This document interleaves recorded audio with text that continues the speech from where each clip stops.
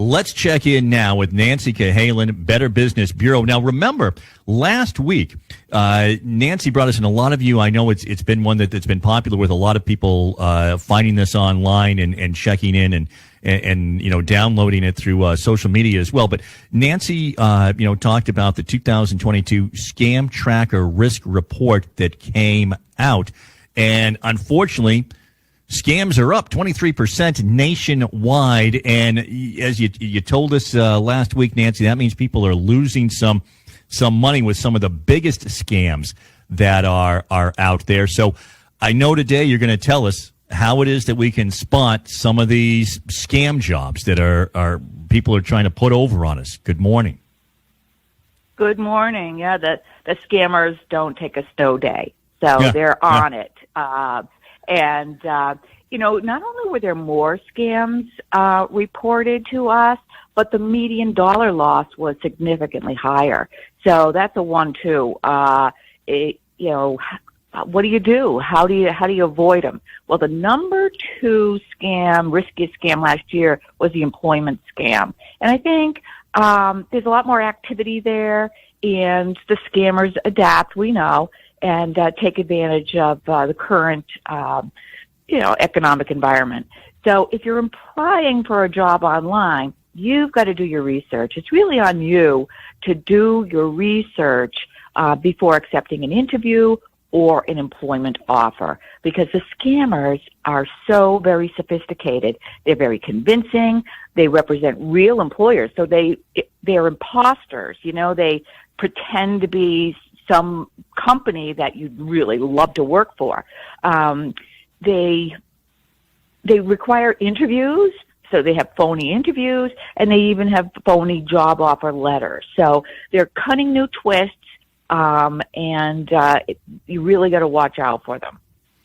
All right. I mean, that is we feel like we are looking out for them, but these numbers, things going up by 23%, when it comes to the employment scams, they keep getting more and more sophisticated as well. What are some ways that we need to protect ourselves against some of these more sophisticated scams, and how are some of these scams working? Yeah, so, you share a lot of personal information when you apply for a job. So when they get back to you and they know tidbits about you, that's not unusual. But one person told Scam Tracker about an experience. He was contacted via text message by someone claiming to be with a company about a position that he didn't recall applying to. He applied for some other jobs, but not the one that was contacting him. So he decided to reply just in case there was some kind of confusion. And the texter said they were reaching out because they wanted him to have an interview. And so if you reply to that and say, yeah, sure, they're going to invite you to interview for the job, and this is when the red flags start to appear. So that's what we look out for. Instead of doing a traditional interview, the employer will ask you to download a messaging app, kind of like WhatsApp. So if somebody wants to interview you on WhatsApp, that's 2 red flags right there, okay? So they want to get you on there to answer a few questions, and they may even offer you the position on the spot with great pay and benefits. So it's like, that's 3 more red flags. So if the job offer sounds too good to be true, it's not true. Right. Let's say, exactly.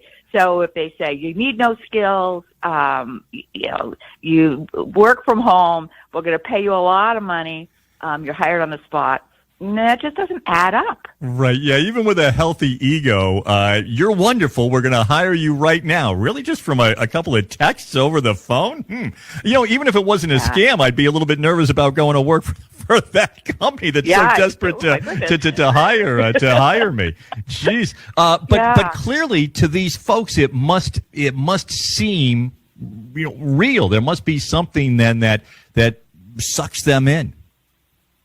Yes, there are some that seem very real. And the 2 types of scams that are most prevalent is one where you're going to work remotely. They're going to send you, you need equipment to set up your home office.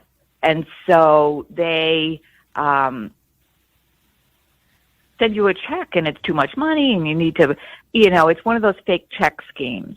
And then the other is, just as I said before, you need to give a lot of personal information when you're not only applying for a job, but say you've accepted the offer. Now they're going to put you on payroll. So you're giving them your Social Security. You're giving them all your personal information.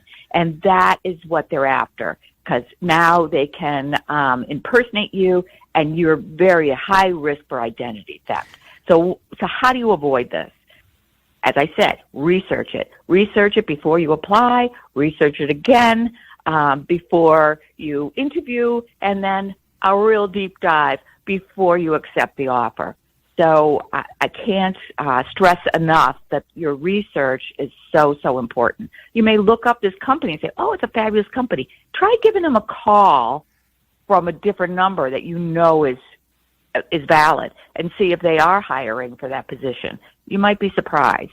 Yeah, Nancy, and you've made this point in the past as well. We so willingly give up a lot of our personal information. It's funny. Sometimes I feel that we are so guarded and I'm suspicious of this, and other times, oh yeah, what do you need?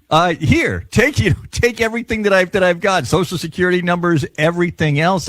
Sometimes we just let our guard down, and that is when they get you. But, an easy one that you have always said, and I think it is easy, is if we just take that extra minute, if something seems the least bit fishy, and we just Google that company, and does the address match up? Does, do certain things match up? If, I don't know, Amazon, sends you something, and all of a sudden they send you something, but it doesn't say Amazon in it, but they claim to be from Amazon. Yeah, these are the kinds of things that I definitely don't make sense. And these employment scams, those are tough ones. I was wondering what it was that they were after. The first part too, about there's a way for them to get some cash out of you with setting up the home office. That's interesting as well. Here you go. Just you pay for this, and then we'll send everything that you need. Wow.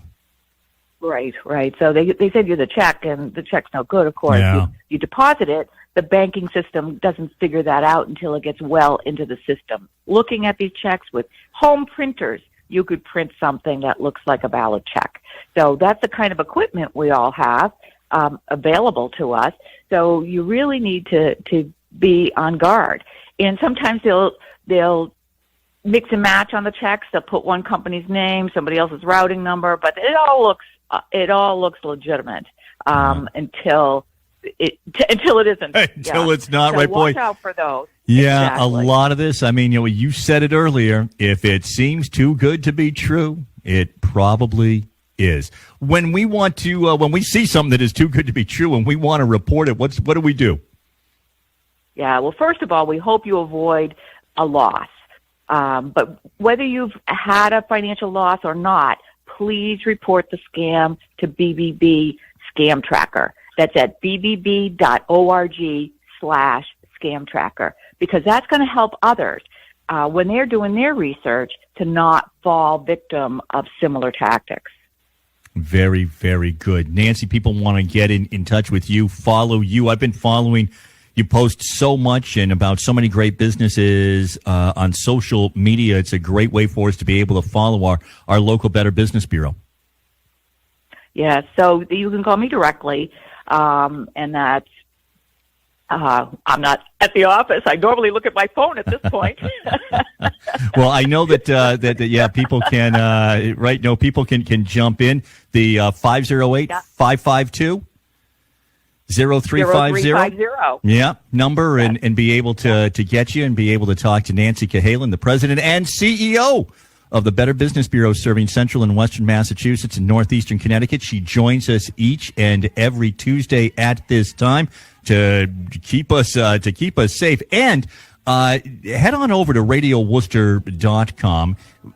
Nancy will post this on social media for the Better Business Bureau as well. But you can go back. You can look at some of our past episodes under podcast for for the Better Business Bureau as well, and we urge you to do that. I always notice, Nancy, that when somebody like last week, for whatever reason, a lot of people were very interested in checking that out, over at iTunes and things. We always they go back and they look at those past episodes as well. So make sure that you're checking those out. Nancy, thank you, and have a happy snow day. My pleasure. Thanks for having me on. All right, we have more to come. It is the talk of the Commonwealth on the Radio Worcester Network. Hey,